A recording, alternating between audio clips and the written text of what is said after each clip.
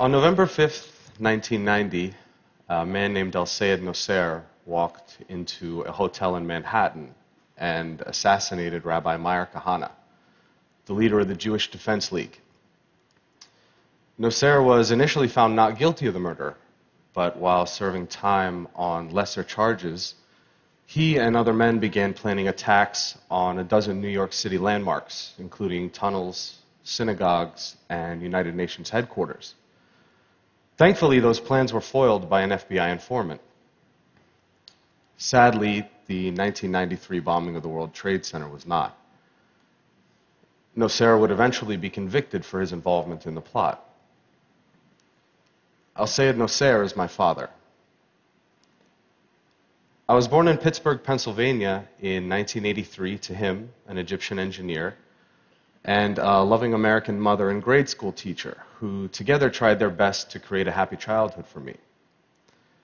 It wasn't until I was 7 years old that our family dynamics started to change.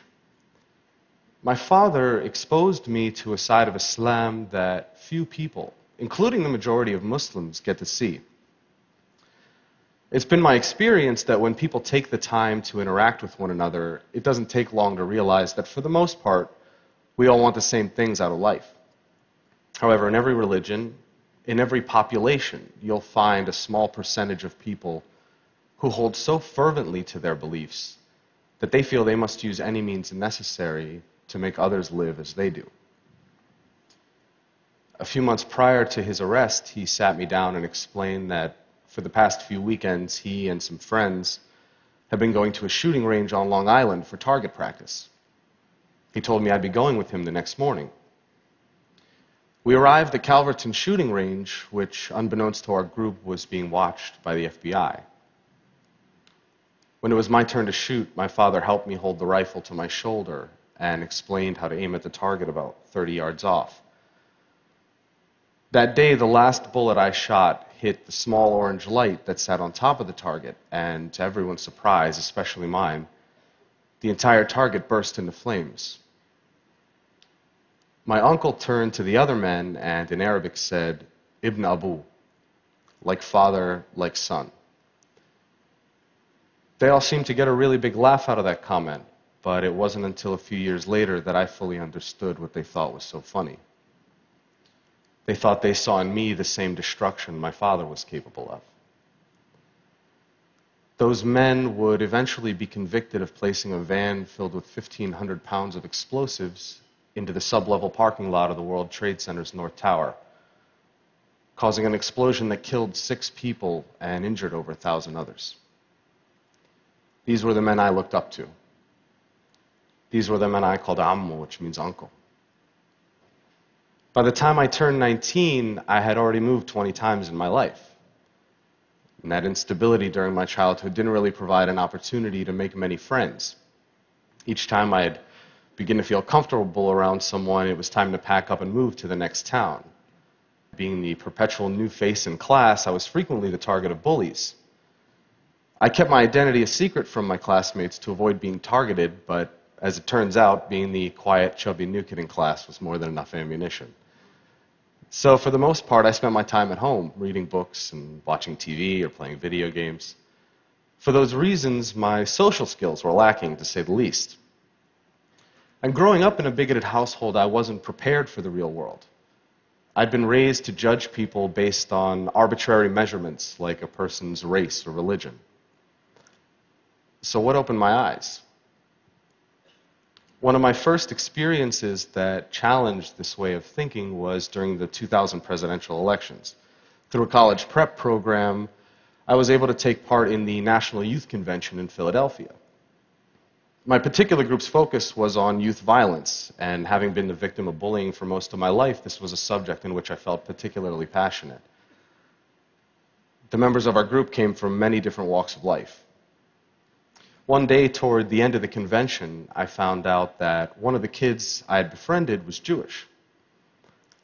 Now, it had taken several days for this detail to come to light, and I realized that there was no natural animosity between the two of us. I had never had a Jewish friend before, and frankly, I felt a sense of pride and having been able to overcome a barrier that for most of my life I had been led to believe was insurmountable. Another major turning point came when I found a summer job at Busch Gardens, an amusement park. There I was exposed to people from all sorts of faiths and cultures, and that experience proved to be fundamental to the development of my character. Most of my life I'd been taught that homosexuality was a sin, and by extension that all gay people were a negative influence. As chance would have it, I had the opportunity to work with some of the gay performers at a show there, and soon found that many were the kindest, least judgmental people I had ever met.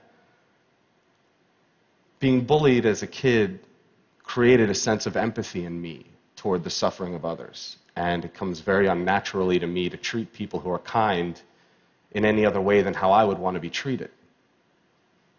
Because of that feeling, I was able to contrast the stereotypes I'd been taught as a child with real-life experience and interaction. I don't know what it's like to be gay, but I'm well acquainted with being judged for something that's beyond my control. Then, there was The Daily Show. On a nightly basis, Jon Stewart forced me to be intellectually honest with myself about my own bigotry, and helped me to realize that a person's race, religion, or sexual orientation had nothing to do with the quality of one's character. He was, in many ways, a father figure to me when I was in desperate need of one. Inspiration can often come from an unexpected place, and the fact that a Jewish comedian had done more to positively influence my worldview than my own extremist father is not lost on me. One day I had a conversation with my mother about how my worldview was starting to change, and she said something to me that I will hold dear to my heart for as long as I live. She looked at me with the weary eyes of someone who'd experienced enough dogmatism to last a lifetime and said, "I'm tired of hating people." In that instant, I realized how much negative energy it takes to hold that hatred inside of you. Zach Ibrahim is not my real name. I changed it when my family decided to end our connection with my father and start a new life. So why would I out myself and potentially put myself in danger? Well, that's simple. I do it in the hopes that perhaps someone someday who is compelled to use violence may hear my story and realize that there is a better way. That although I had been subjected to this violent, intolerant ideology, that I did not become fanaticized. Instead, I choose to use my experience to fight back against terrorism, against bigotry. I do it for the victims of terrorism and their loved ones, for the terrible pain and loss that terrorism has forced upon their lives. For the victims of terrorism, I will speak out against these senseless acts and condemn my father's actions. And with that simple fact, I stand here as proof that violence isn't inherent in one's religion or race, and the son does not have to follow the ways of his father. I am not my father. Thank you. Thank you very much. Thank you all. Thanks a lot.